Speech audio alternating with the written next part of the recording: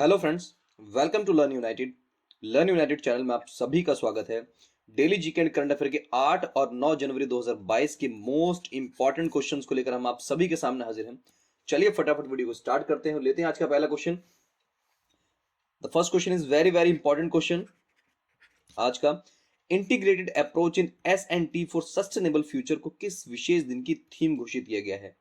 Integrated approach in S&T for sustainable future has been declared as the theme of which special day? तो यहां पर आपके option है national science day, राष्ट्रीय विज्ञान दिवस, नेशनल यूथ डे, राष्ट्रीय युवा दिवस, शहीद दिवस, मार्टर्स डे या नन ऑफ दीज। तो ये जो थीम घोषित की है राष्ट्रीय विज्ञान दिवस, नेशनल साइंस डे की इस थीम को घोषित किया गया है। चलिए जानते हैं इसके बारे में। इस वर्ष राष्ट्रीय विज्ञान दिवस की theme integrated approach in S&T for sustainable future के रूप में घोषित की गई है। केंद्रीय विज्ञान और प्रौद्योगिकी मंत्रालय ने हाल ही में इसकी घोषणा की है। इस थीम को वैज्ञानिक मुद्दों के बारे में जन जागरूकता बढ़ाने के लिए चुना गया है। भारतीय भौतिक विज्ञान सर सीवी रमन द्वारा रमन प्रभाव की खोज की गई थी, इसलिए 28 फरवरी को भारत में राष्ट्रीय विज्ञान दिवस मनाया जाता है। जो सीवी रमन जी थे उन्होंने रमन इफेक्ट की खोज की थी, तो उसी के उपलक्ष्य में 28 फरवरी को राष्ट्रीय विज्ञान दिवस मनाया जाता है। लेते हैं चलिए next question. Indian bridge management system किस मंत्रालय द्वारा विकसित किया गया है?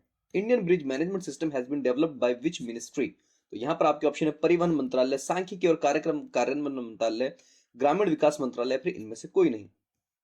Ministry of transportation, ministry of statics and program implementation, ministry of rural development या फिर नन ऑफ दीज। तो ये किया गया है परिवहन मंत्रालय के द्वारा इंडियन ब्रिज मैनेजमेंट सिस्टम। इसके बारे में जानते हैं। देश में सभी पुलों की उम्र और स्थिति को जानने के लिए भारतीय पुल प्रबंधन प्रणाली तैयार की गई है। इस प्रणाली को शुरू करने का फैसला इसलिए लिया गया है क्योंकि भारत में पुलों की कोई समाप्ति तिथि एक्सपायरी डेट नहीं होती है। इस प्रणाली के साथ केंद्र ने समुद्र किनारे पुलों में स्टेनलेस स्टील के इस्तेमाल का निर्णय लिया है, जिससे पुलों की ताकत और उम्र बढ़ेगी।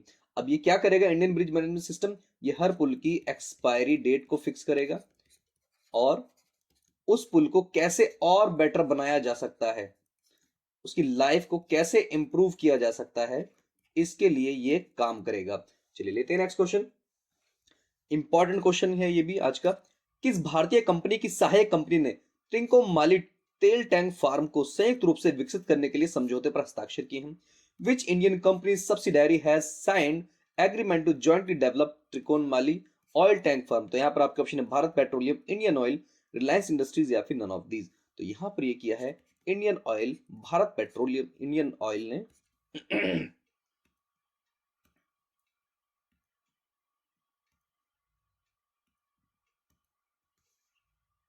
किस भारतीय कंपनी की सहायक कंपनी ने, वेरी वेरी इंपॉर्टेंट क्वेश्चन है आज का ये भी, त्रिकोणमाली तेल टैंक फर्म को संयुक्त रूप से विकसित करने के लिए समझौते पर हस्ताक्षर किए हैं?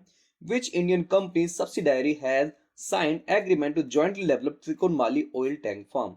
तो यहां पर ऑप्शन है Bharat Petroleum, Indian Oil, Reliance Industries या फिर नन ऑफ दीज। तो यहां पर यह किया है इंडियन ऑयल ने। चलिए जानते हैं इसके बारे में। Indian oil corporation, Ceylon petroleum corporation और श्रीलंका सरकार ने त्रिकोणमाली तेल टैंक फर्म को संयुक्त रूप से विकसित करने के लिए लीज समझौतों पर हस्ताक्षर किए हैं। सिलोन पेट्रोलियम कॉर्पोरेशन सीपीसी और श्रीलंका सरकार और इंडियन ऑयल कॉर्पोरेशन ने त्रिकोणमाली जो श्रीलंका में है तेल टैंक फर्म, उस पर लीज पर काम करने के लिए समझौतों पर हस्ताक्षर किए हैं। इंडियन ऑयल कॉर्पोरेशन की subsidiary Lanka Indian oil corporation 14 तेल भंडारण टैंक ऑपरेट करेगी, जबकि सीपीसी 24 टैंक ऑपरेट करेगी। Trinco petroleum terminal private limited शेष 61 टैंकों का विकास एक संयुक्त उद्यम में करेगा, जहां 51% हिस्सेदारी सीपीसी और 49% लंका इंडियन ऑयल कॉर्पोरेशन के पास होगी। चलिए बढ़ते हैं नेक्स्ट क्वेश्चन की तरफ। इंपॉर्टेंट क्वेश्चन है ये भी, वेरी वेरी इंपॉर्टेंट। हाल ही में खबरों में रहा खुंटकट्टी कानून भारत के किस राज्य केंद्र शासित प्रदेश में लागू है? The Khuntkatti law which was in news recently is applicable in which state or union territory of India? तो यहां पर आपका ऑप्शन है तमिलनाडु, कर्नाटक, झारखंड या फिर केरल। तो ये है झारखंड में खुंटकट्टी कानून। चलिए इसके बारे में जानते हैं क्या है ये खुंटकट्टी कानून। हाल ही में झारखंड में पेड़ों को अवैध रूप से काटने और उन्हें बेचने के आरोप में कुछ ग्रामीणों ने एक व्यक्ति को पीटा। खुंटकट्टी कानून का उल्लंघन करने पर पुलिस के सामने उस शख्स को जिंदा जला दिया गया। खुंटकट्टी प्रणाली भूमि के संयुक्त जोत की एक आदिवासी वंश आधारित प्रणाली है। इसमें जो भूमि है उस पर किसी एक का अधिकार नहीं माना जाता, उस पर संयुक्त जोत पूरे कबीले का अधिकार माना जाता है। इस प्रणाली के अनुसार मुंडा आदिवासी पेड़ों के साफ करते हैं और खेती के लिए जमीन तैयार करते हैं। वह जमीन तब तक एक व्यक्ति के बजाय पूरे कबीले की ही होती है। जो भी जमीन वो क्लियर करते हैं जंगलों में, अपनी खेत के लिए जो भी जोत तैयार करते हैं, वो किसी एक व्यक्ति की ना होकर पूरे के पूरे कबीले की रहती है, पूरे कबीले की रहती है। और इस कानून को कहते हैं खुंडकट्टी कानून। और ये कहां पर है? आपका झारखंड में। चलिए बढ़ते हैं आगे। जापान ने हाल ही में किस देश के साथ रेसिप्रोकल एक्सेस एग्रीमेंट आरए पर हस्ताक्षर किए हैं? तो यहां पर आपके ऑप्शन है अमेरिका, चीन, Australia, Philippines. Japan has recently signed reciprocal access agreement with which country? तो ये जापान ने किया है ऑस्ट्रेलिया के साथ। करेक्ट आंसर यहां पर ऑस्ट्रेलिया है। जानते हैं इसके बारे में।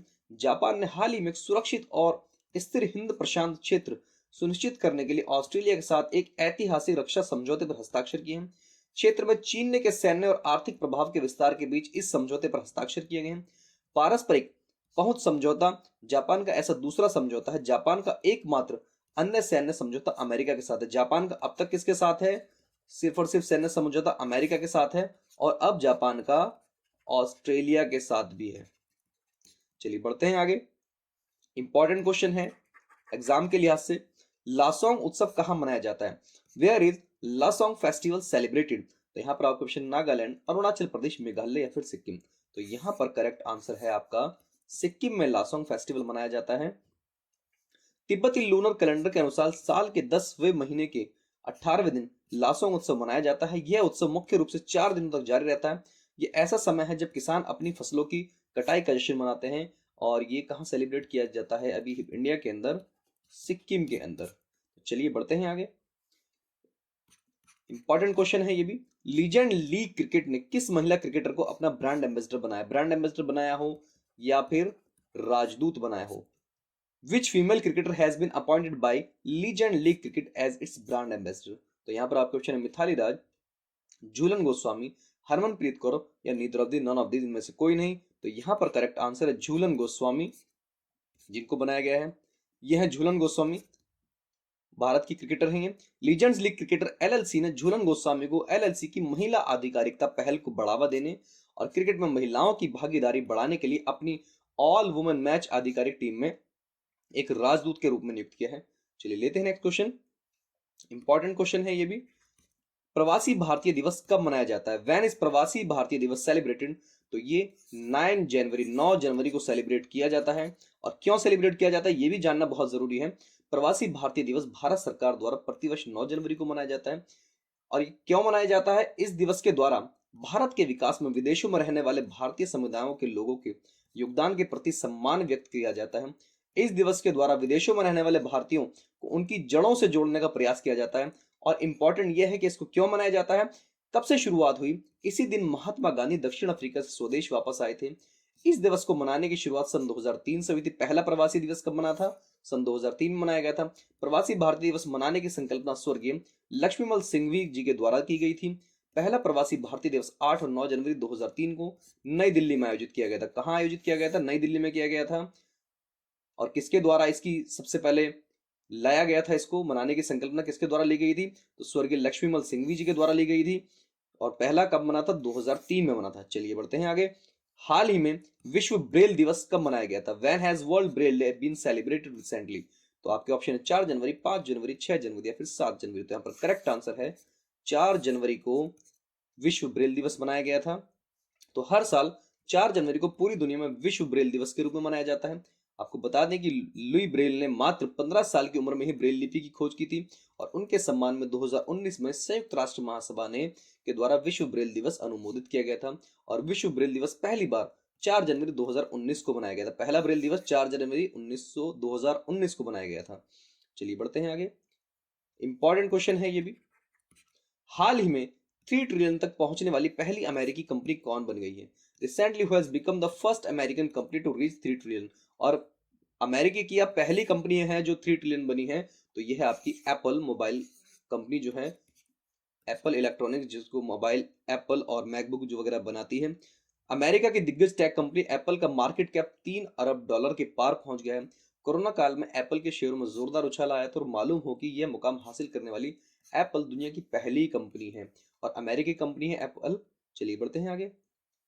भारत के पहले ओपन रॉक संग्रहालय का उद्घाटन कहाँ हुआ है? Where was India's first open rock museum inaugurated? तो ये आपके ऑप्शन है चंडीगढ़, हैदराबाद, हिमाचल प्रदेश या फिर लद्दाख। तो यहाँ पर करेक्ट आंसर है हैदराबाद। हैदराबाद में पहला ओपन रॉक संग्रहालय बना है।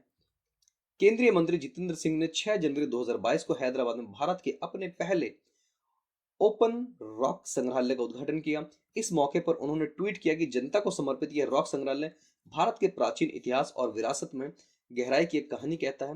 बकौल केंद्रीय मंत्री, भारत की आजादी के 75 वर्ष पूरे होने पर केंद्र सरकार देश में 75 विज्ञान संग्रहालय स्थापित करेगी। और ये ओपन रॉक संग्रहालय इसलिए भी इंपॉर्टेंट है क्योंकि यहाँ पर बहुत ज्यादा पुरानी पुरानी 31 से 35 प्रकार की चट्टानों को शामिल किया है। ठीक है, और ये धरती की सबसे गहरी चट्टानें जो कि 175 किलोमीटर नीचे तक की भी चट्टानें हैं जो यहाँ पर इस्तेमाल की गई हैं। चलिए बढ़ते हैं आगे। पिछली वीडियो में प्रश्न पूछा गया था कि बहाने छोड़ो टैक्स बचाओ कैंपेन की शुरुआत किसके द्वारा की गई है? Who has started the बहाने छोड़ो टैक्स बचाओ कैंपेन? तो यहाँ पर करेक्ट आंसर है स्टेट बैंक ऑफ इंडिया ने इसको शुरू किया है। और आज का प्रश्न है, तीसरे राष्ट्रीय जल पुरस्कार 2020 की राज्य श्रेणी में किस राज्य को पहला स्थान मिला है? Which state has got the first position in the state category of the third National Water Award 2020?